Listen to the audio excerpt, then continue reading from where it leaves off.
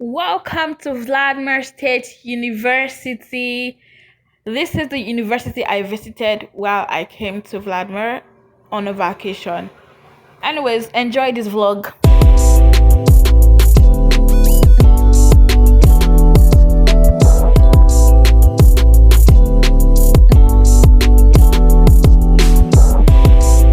Hey guys, welcome back to my YouTube channel. My name is Funte. I'm a Nigerian studying and living in Moscow, Russia. If this is your first time on my YouTube channel, welcome. If you are a returning subscriber, you know how we do. Thank you so much for coming back to my channel.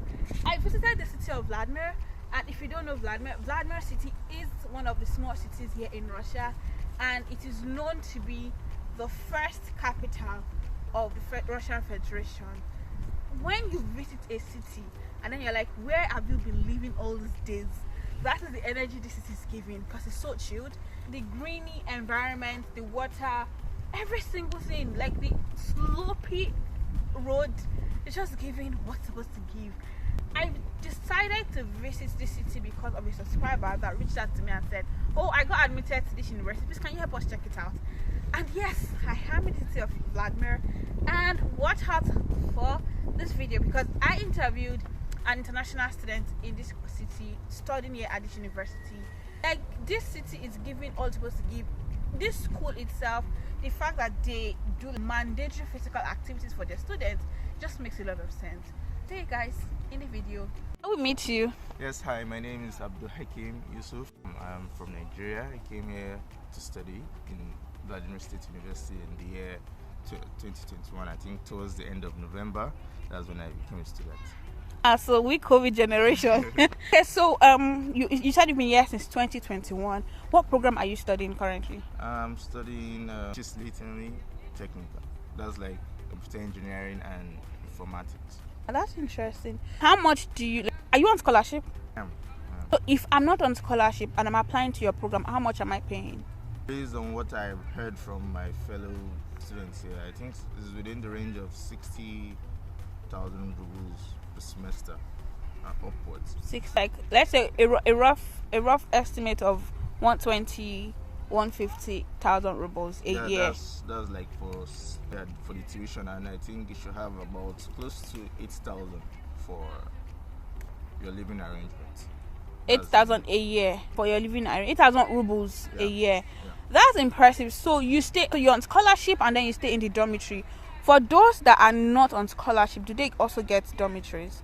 They do. They get dormitories. They get dormitories. When you come here, I think that here it's a must because they have to register you in the admin block, because there's a whole kind of like departments for international students. So when you get there, they'll be the one to register your passport as a student. So I think they'll have to key in your address to whatever hostel they're letting you stay in. That's impressive. If I get you correctly, you pay 4,000 rubles per semester, then 8,000. That is less than $80 a year. No, actually, well, at times. With the current exchange rates. Oh, really? I've not really checked. It's 86. Okay, maybe like $100. 100 to 150 because it's like 86 rubles now. But then that's just like the standard accommodation that is available. Yeah. Because you have to share with others. And yeah. As a foreigner, I think they mostly pair us off with other foreigners, probably from another African or like an Asian or something like that. But then there's some other accommodations that you can actually equally find out about that has good, good appliances that you might actually need instead of actually going out to buy more things to accommodate yourself, like let's say a fridge, or maybe you want a fan or something like that. Those accommodations comes with extra pay. That's quite impressive. I think also if you want to live like off campus, maybe you have a friend that has like an apartment. Exactly. So I think you go to the international students whatever community or something like that. They will be the one to. They'll be the one to register you and do all those. But you have to have a good reason why you don't want to live on campus. So as a student here in Vladimir, are you guys allowed to, look in this university for instance, are you guys allowed to work? And if yes, what are the job opportunities available for students here in Vladimir?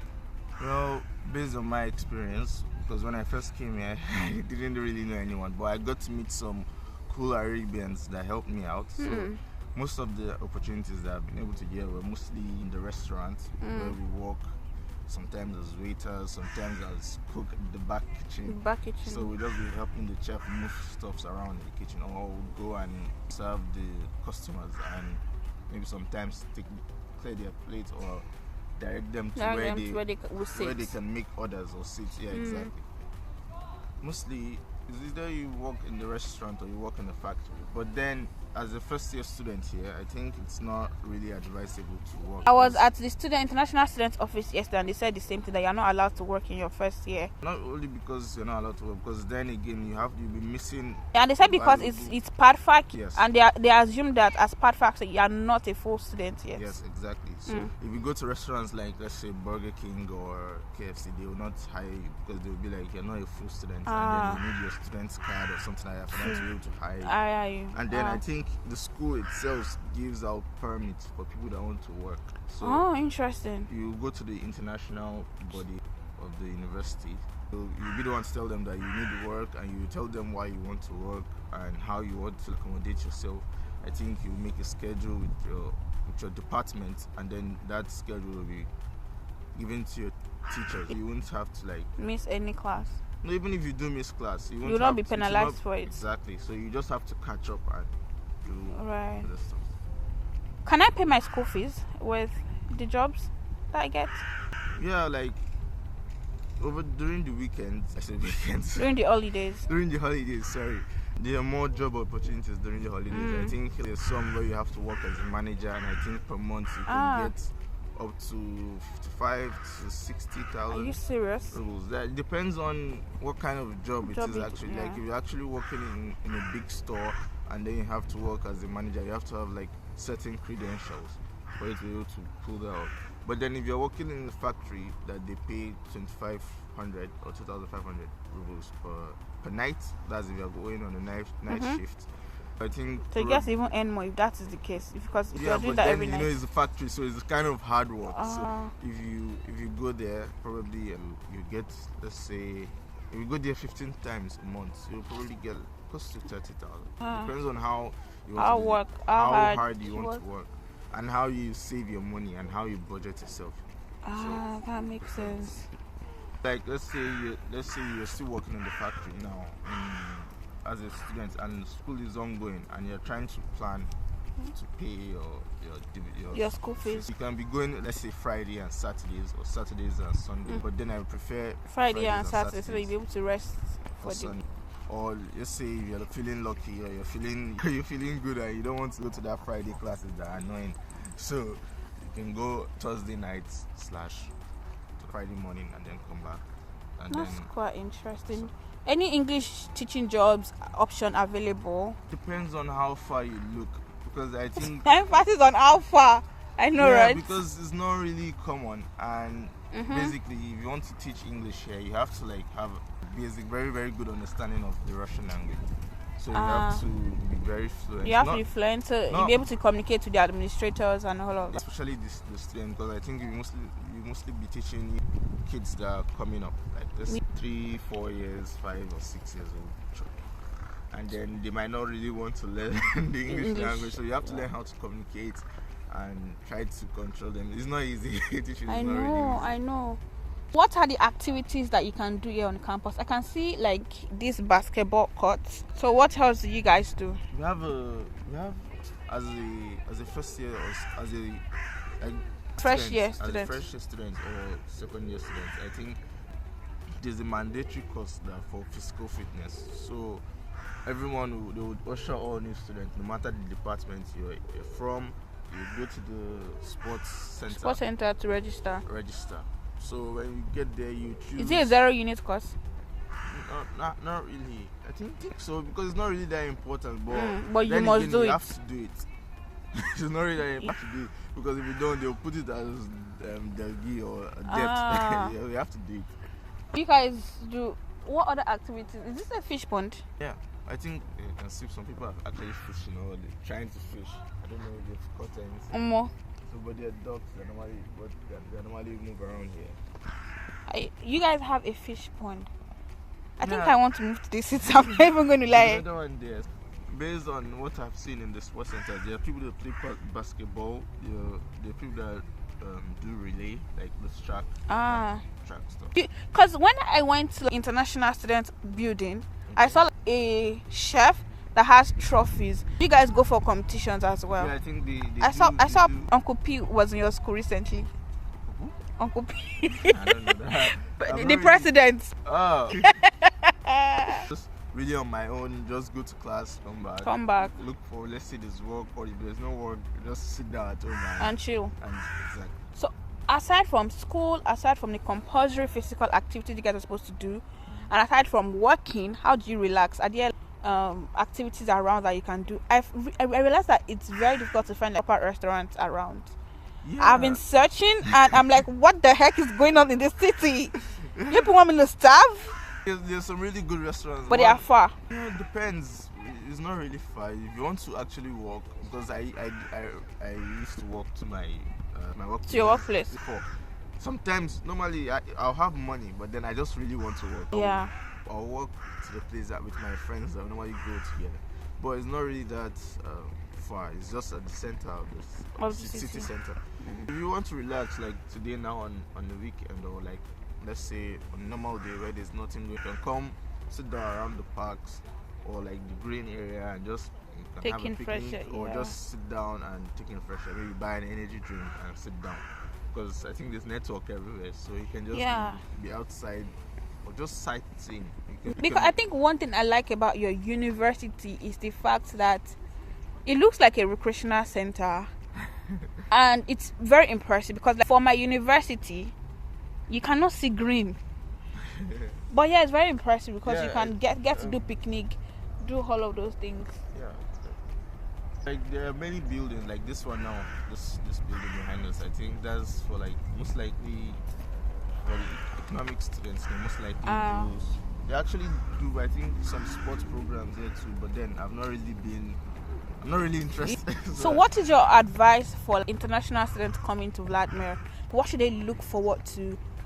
Because one thing that dashes people up when they come to a country is when they over expect, right? Oh, okay. And I think I'm a victim of that because I expected too much. What would you tell people? Yeah, I did too. What would you tell people coming to Russia or maybe Vladimir, because Moscow is still a little bit more open to having student work, but like in a city like Vladimir, what would you say to people? Well, I think you should learn how to budget yourself. You should learn how to take care of your income. Like, you don't have to buy everything. Of course. You don't have to buy everything. No matter, even if you have a roommate that is more of extravagant guy or girl, you don't have to follow that lifestyle. But then, because like I said, it's really hard to get a high-paying job, and if you're a first-year student, you really won't get that unless you work in a restaurant where you have to like be clearing plates from people, or you have to be washing plates. So it's not really that advisable. And then I think the highest you get is probably 100 rubles per hour. Eh? Yeah, I went through that too. That for like the first. What should you do? Hey, Jesus, I'm shouting. What do you want to do with 100 rubles per hour? You have to like work. Let's say you have to work 7 days a week. Let's say sometimes 5 days a week, or like. So in summary, even if you are coming here, come with enough money so that you can be able to settle in, because like there's really no much job. No, but then once after the first 3 months, you really won't spend much. You pay for your accommodation. I think medical insurance. I think. How much? I forgot. How much did you guys pay for medical insurance? For 4,000 rubles. I think they increased it to 5,000 recently. But not bad. I didn't pay that. I told her I did it. It's 4,000. They told me I paid the 4,000. Not bad.